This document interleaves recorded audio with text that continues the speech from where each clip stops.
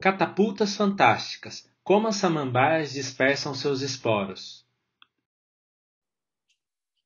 Sejam bem-vindos ao Minutos de Botânica. Eu sou o professor Anselmo Nogueira e hoje, no 7º vídeo do canal, falarei sobre o mecanismo de dispersão dos esporos existente em um grupo de samambaias.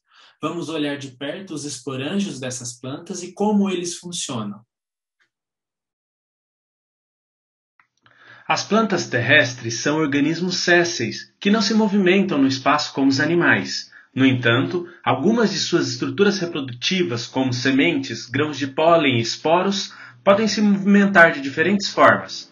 A esse processo de movimentação das estruturas reprodutivas damos o nome de dispersão. Em algumas plantas, essa dispersão é facilitada pela ação de animais, como por exemplo, quando as aves se alimentam de frutos e acabam carregando em seu trato digestivo as sementes que serão dispersas aos poucos no ambiente, ou ainda quando as sementes das plantas ficam presas nos pelos de alguns animais.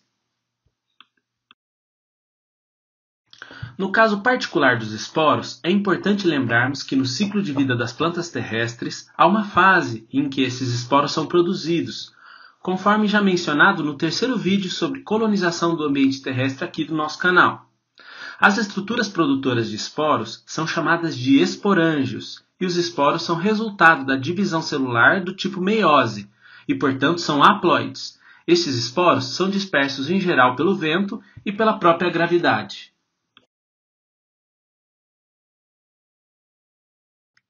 No entanto, existem mecanismos intrínsecos às plantas que podem ajudar no processo de dispersão dos esporos. Vejam os esporos dessa espécie de musgo do gênero Sphagnum.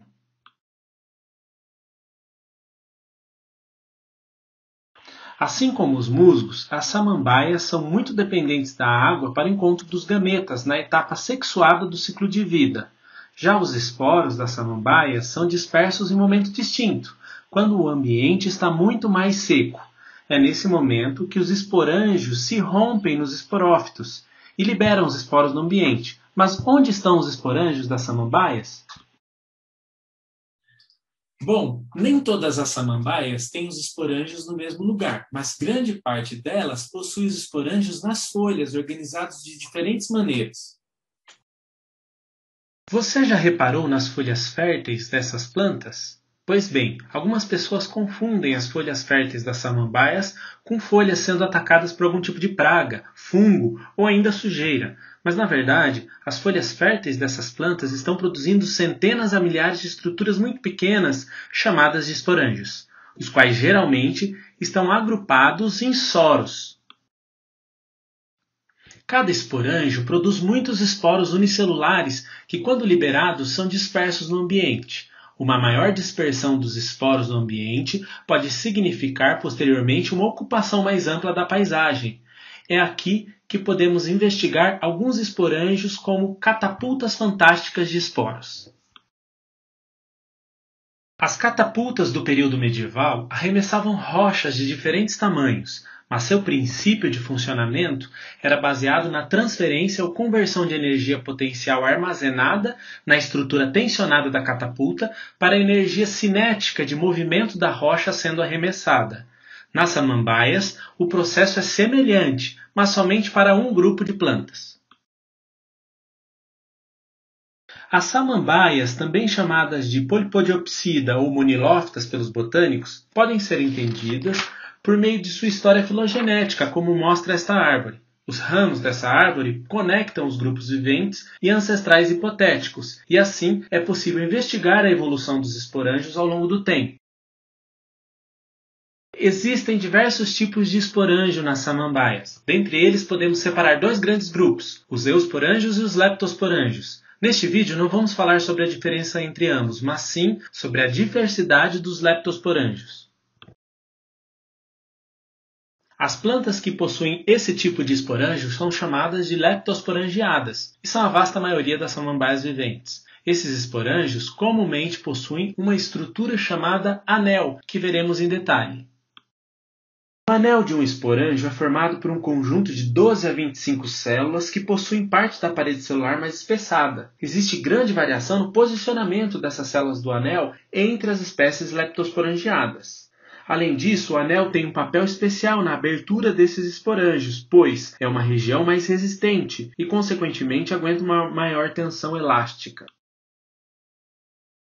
Quando o ambiente fica mais seco, as células dos esporângios começam a perder água. As células do anel, muito mais resistentes, ao perderem água, murcham, contraindo toda a estrutura do esporângio, forçando as células adjacentes, provocando o rompimento do esporângio e a liberação dos esporos.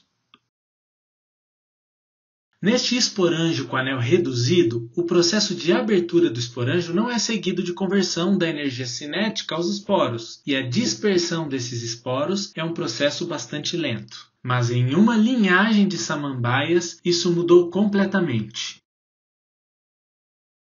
Nas samambaias da ordem Polypodiales, os esporângios possuem um anel longitudinal e um conjunto de células mais frágeis formando uma zona no esporângio chamada de estômio. É justamente a presença desse anel longitudinal que permite que o esporângio funcione como uma verdadeira catapulta.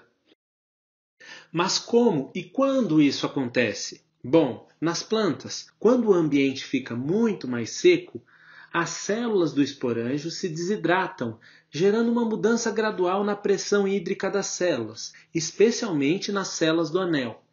Isso leva à perda de turgidez e contração das células do anel, o que gera uma contração do esporângio como um todo, que desencadeia o rompimento do estômio e a abertura completa do esporângio. É nesse momento que as células do anel ficam tensionadas devido ao reforço da parede celular, como se uma catapulta estivesse sendo engatilhada. A constante perda de água continua reduzindo a pressão hídrica até que a água restante nas células do anel passa para o estado gasoso, formando bolhas dentro das células do anel, aumentando abruptamente a pressão interna dessas células. Essa mudança de estado leva à transferência e conversão de energia potencial armazenada na estrutura do esporângio para a energia cinética, fazendo que o conjunto de esporos sejam arremessados para o ambiente como em uma catapulta. A dispersão dos esporos, neste caso, se dá a distâncias muito maiores do que seria se o esporângio não tivesse esse mecanismo semelhante a uma catapulta. Nas folhas férteis dessas samambaias, então, podemos perceber centenas de catapultas minúsculas, dispersando os esporos a distâncias maiores.